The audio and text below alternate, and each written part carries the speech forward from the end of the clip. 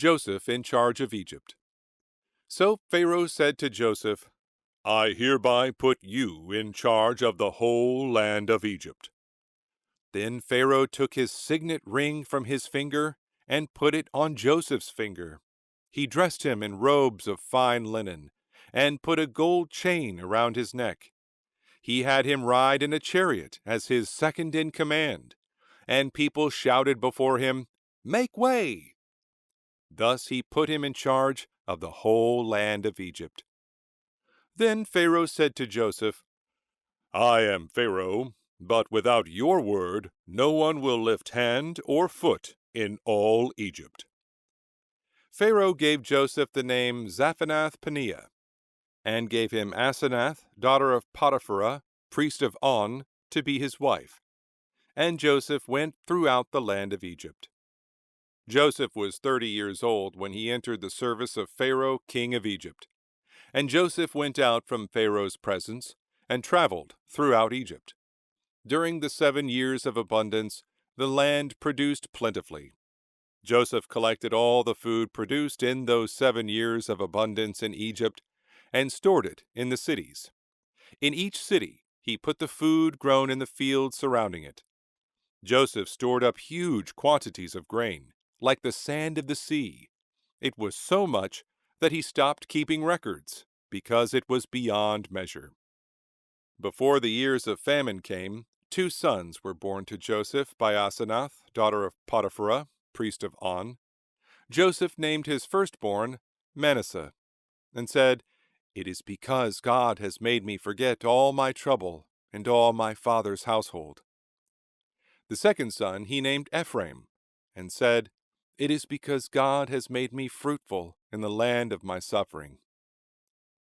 The 7 years of abundance in Egypt came to an end, and the 7 years of famine began, just as Joseph had said. There was famine in all the other lands, but in the whole land of Egypt there was food.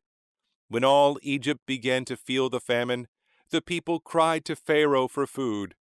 Then Pharaoh told all the Egyptians, "Go to Joseph and do what he tells you." When the famine had spread over the whole country, Joseph opened all the storehouses and sold grain to the Egyptians, for the famine was severe throughout Egypt. And all the world came to Egypt to buy grain from Joseph, because the famine was severe everywhere. Genesis 42.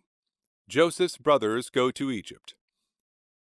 When Jacob learned that there was grain in Egypt, he said to his sons, "Why do you just keep looking at each other?" He continued, "I have heard that there is grain in Egypt. Go down there and buy some for us, so that we may live and not die." Then 10 of Joseph's brothers went down to buy grain from Egypt. But Jacob did not send Benjamin, Joseph's brother, with the others, because he was afraid that harm might come to him. So Israel's sons were among those who went to buy grain, for there was famine in the land of Canaan also. Now Joseph was the governor of the land, the person who sold grain to all its people. So when Joseph's brothers arrived, they bowed down to him with their faces to the ground. As soon as Joseph saw his brothers, he recognized them, but he pretended to be a stranger and spoke harshly to them. "Where do you come from?" he asked.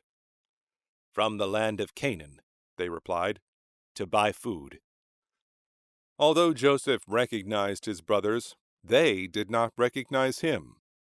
Then he remembered his dreams about them, and said to them, "You are spies. You have come to see where our land is unprotected."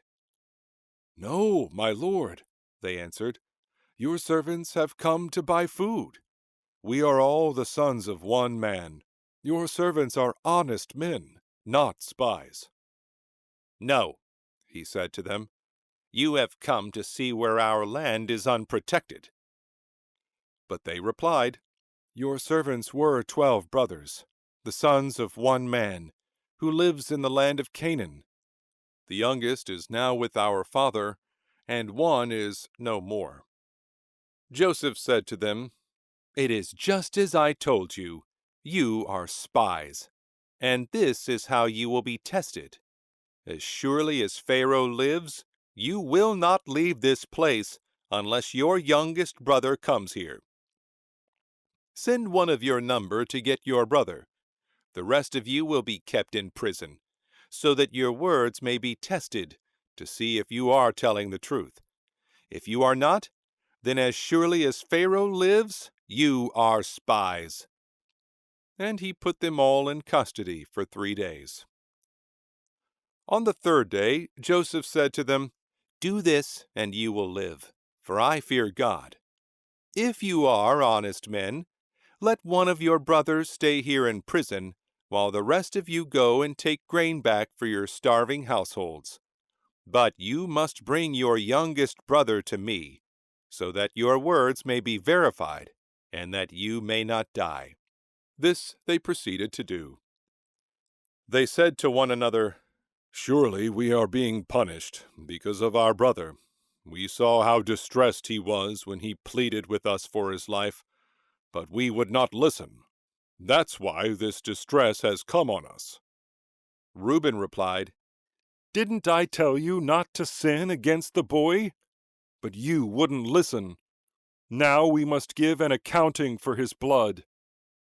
They did not realize that Joseph could understand them, since he was using an interpreter.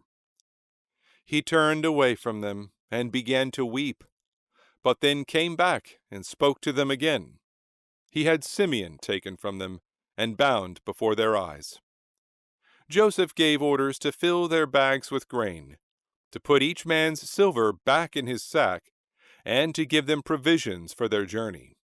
After this was done for them, they loaded their grain on their donkeys and left. At the place where they stopped for the night, one of them opened his sack to get feed for his donkey, and he saw his silver in the mouth of his sack. "My silver has been returned," he said to his brothers. "Here it is in my sack." Their hearts sank, and they turned to each other trembling, and said, "What is this that God has done to us?" When they came to their father Jacob in the land of Canaan, they told him all that had happened to them. They said, "The man who is lord over the land spoke harshly to us, and treated us as though we were spying on the land. But we said to him, 'We are honest men, we are not spies. We were 12 brothers, sons of one father. One is no more, and the youngest is now with our father in Canaan.' Then the man who is lord over the land said to us, 'This is how I will know whether you are honest men. Leave one of your brothers here with me, and take food for your starving households, and go. But bring your youngest brother to me, so I will know that you are not spies, but honest men. Then I will give your brother back to you, and you can trade in the land.' As they were emptying their sacks, there, in each man's sack, was his pouch of silver. When they and their father saw the money pouches, they were frightened. Their father Jacob said to them, 'You have deprived me of my children. Joseph is no more, and Simeon is no more, and now you want to take Benjamin. Everything is against me.' Then Reuben said to his father, 'You may put both of my sons to death if I do not bring him back to you. Entrust him to my care, and I will bring him back.' But Jacob said, 'My son will not go down there with you. His brother is dead, and he is the only one left.